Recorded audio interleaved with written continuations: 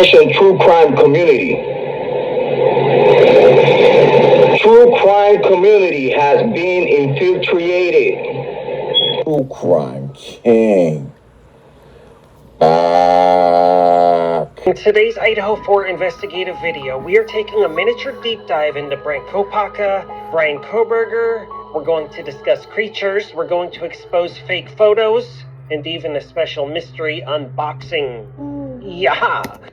Whoa, guys, a mystery unboxing? And he's going to go over the same crap, the Bryan Kohberger that has nothing to do with this case, right? Just another clickbait video so we can get another 60,000 people to watch, and this 3-time felon can act like he's uncovering stuff that he just doesn't uncover, right? Oh, is he going to tell us somebody parachuted onto the balcony again? Is he going to tell us there's tunnels across the street leading behind the refrigerator, but then he switches it to there's a secret door? I mean, this guy is a literal clown. But I'm back. Let's see what this clown has to say for himself this time. Stay tuned. Now, without further ado, let's see what I have to say for myself this time. Yeah, see what he has to say for us this time. It's weird that a convicted 3-time felon is doing, does true crime, right?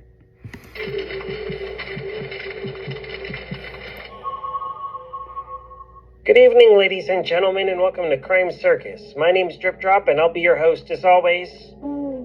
We have a very special episode today. Oh, I want to give a quick shout out. Haley, hey, dumbass. Just want to say hi. Fucking clown. Hey, because somebody sent me something in the mail. It's right here, and we're going to be doing an unboxing at the end of this episode. I don't know what it is. I have not opened this package yet, but it does sound broken. We're going to find out together on this video. What do you guys think it is? You think it's some more face paint to make it look like he's got a mask on? You think it's, he's going to tell you guys he's in Canada now and he's never lived in Florida, right? Give me a break. I might also read a letter that somebody else sent me that I haven't opened that one yet either. We'll see. We will get to the unboxing, but right here, right now, we can't waste any more time. We must talk about important dates and creatures. I'm pausing it so you guys can read these dates, right?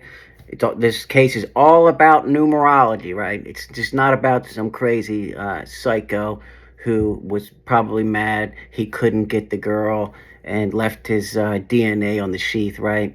It's all about numerology, right? And Bryan Kohberger and Bryan Kohberger. There are some super sus things in this case that really need to be discussed. And I know I can't be the only one wondering about some of these things. So, let's discuss June 29th. Okay. On June 29th, okay. Bryan Kohberger had his police interaction, as we saw on my previous video, in a hotel. We know him as Bryan Kohberger, but in the thing, he spelled his name Bryan Kohberger, and it was confirmed by the police officer. Yeah, it's sus to us. Moving. It's sus to us. Who's us, right? And what's sus? What is so sus? Richard, give us some definitive proof that this has anything to do with the Kohberger case. I mean, definitive proof. Come on. Something, right? Moving right along. Bryan Kohberger was pulled over on August 21st for his seatbelt violation. So he literally just puts a date of when Bryan Kohberger was at the police station and then just moves on from the date, right? Saying nothing. Nothing at all, right? And they won't give us that video. It's sus to us. If it's not sus to you, put in the comments, it's not sus to us, right?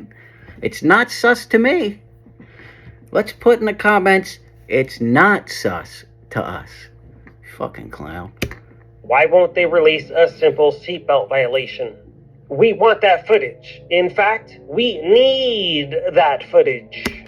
I just can't get over it. It must take this guy an hour to just get ready because he wants to hide his true face that I exposed all of you, but then he got him taken down because he doesn't want you guys to know his full criminal history, right? And he's got to wear this mask and act like he lives in Canada and never lived in Florida. He's just a total fake fraud. And I'm sorry, but until he just comes clean and admits it, I'm going to keep exposing this guy. Yeah, we do. Yeah, we do. We are also told that Bryan Kohberger applied to work for the Pullman Police Department around this time. All of the news articles say fall, so we don't know the exact date. Maybe one of my viewers does. Leave me a comment down below if you know exactly when Bryan Kohberger applied to work for the Pullman Police Department. Okay, so far he's got nothing on Kopaka, and then he's saying Kohberger tried to apply but was denied and didn't get in to the Pullman Police Department. Whoop-de-doo! What is so, what's going on here, Crime Circus? What are you doing, Richard? What are you doing? Next important date on my list is October 14th, when Bryan Kohberger gets pulled over in Pullman for running a red light. And this traffic stop, although seems like nothing, will end up being quite important very soon in this video. So take note of this one.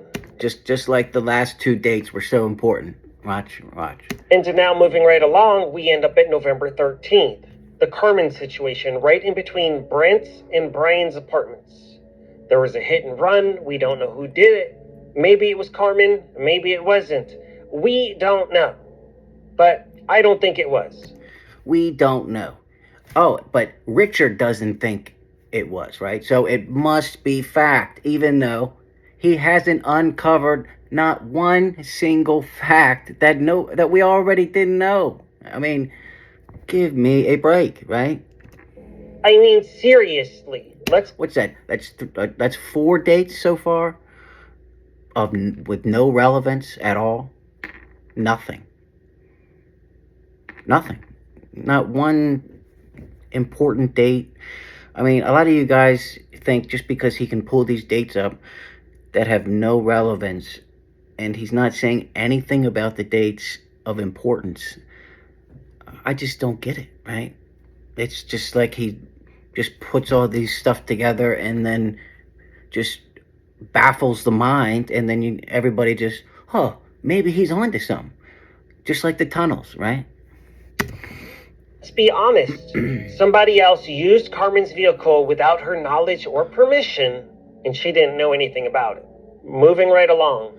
Also on November 13th, that is when the college massacre happened at 1122 King Road. Rest in peace, Maddie, Kaylee, Xana, and Ethan. Okay, that's the first and only thing I agree with him on.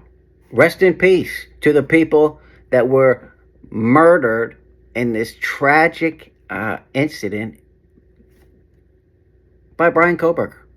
Rest in peace to the victims. You're spewing this clickbait nonsense to everybody, and it's just,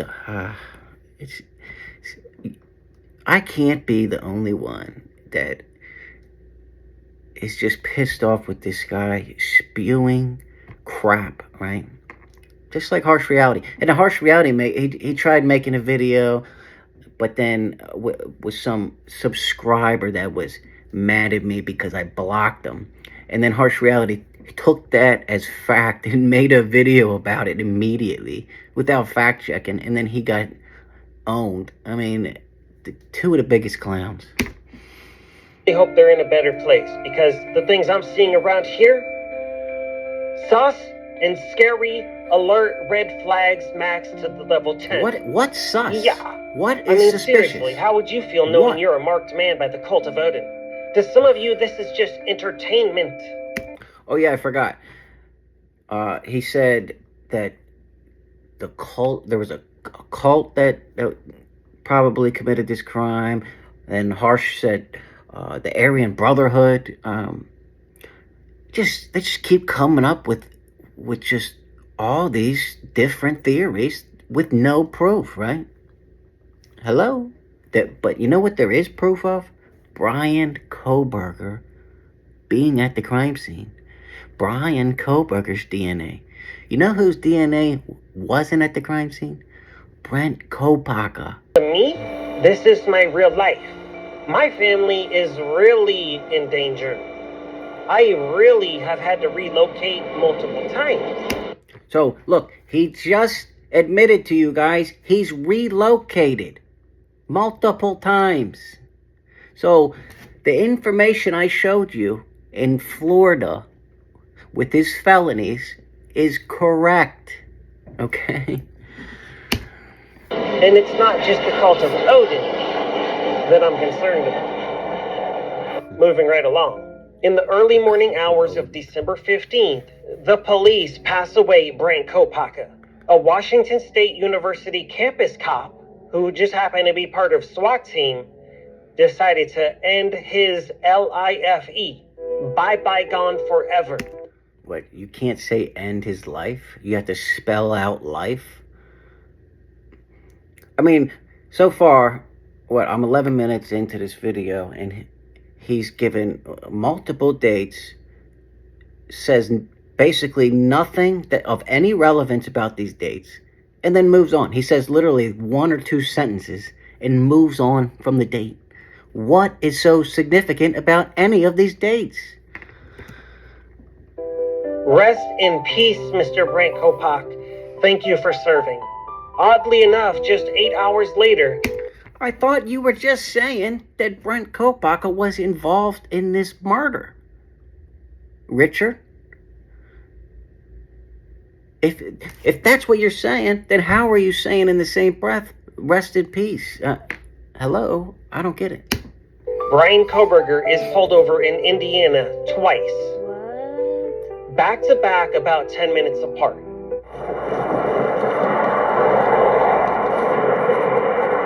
Hello? How you doing? How y'all doing today? Good. Take a look. Yeah, you know why he was pulled over? Because he was fleeing the state and going back to Pennsylvania to try and get away from the murder that he just committed, right?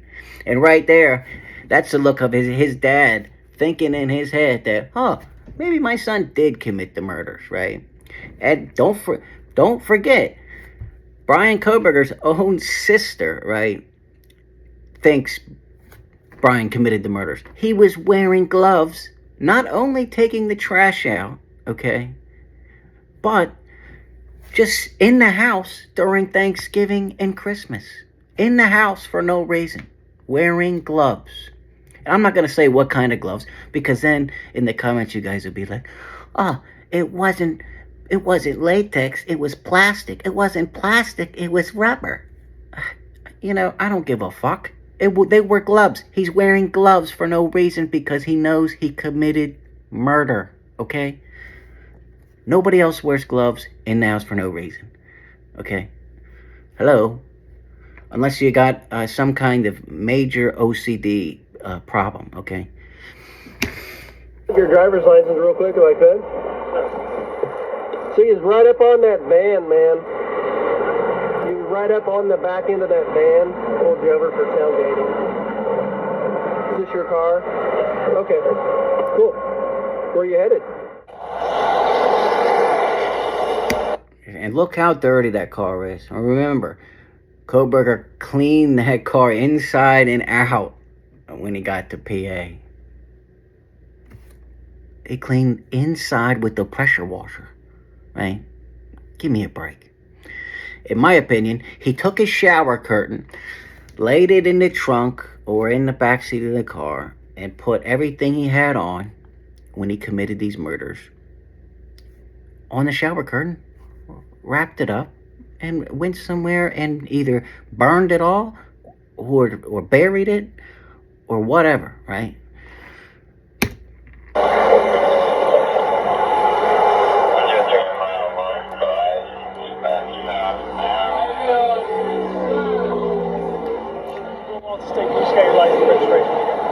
I stopped you when you were driving by me there. I can tell you, Kohberger's not OCD because look how dirty that car was, right?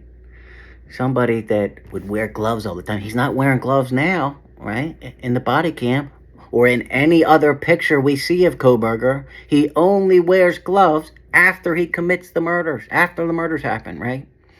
Give me a break, guys.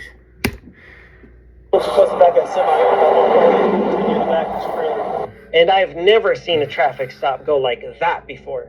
Usually traffic stops get drawn out, they run you for warrants, they check your paperwork, they might even want to search your vehicle. He did check the paperwork, you clown. He did grab his license. And hello, police have freaking computers that run their license plates. What do you think? He's gonna run it in his head? I mean, what are we gonna see his body cam run his computer? Crime Circus? I mean, give me a break, man. But none of that happened. But we're supposed to believe this was all just a big coincidence on December 15th. And also, of important note, let me remind you that on December 15th, somebody put in a public records request for Kaylee G to the FBI.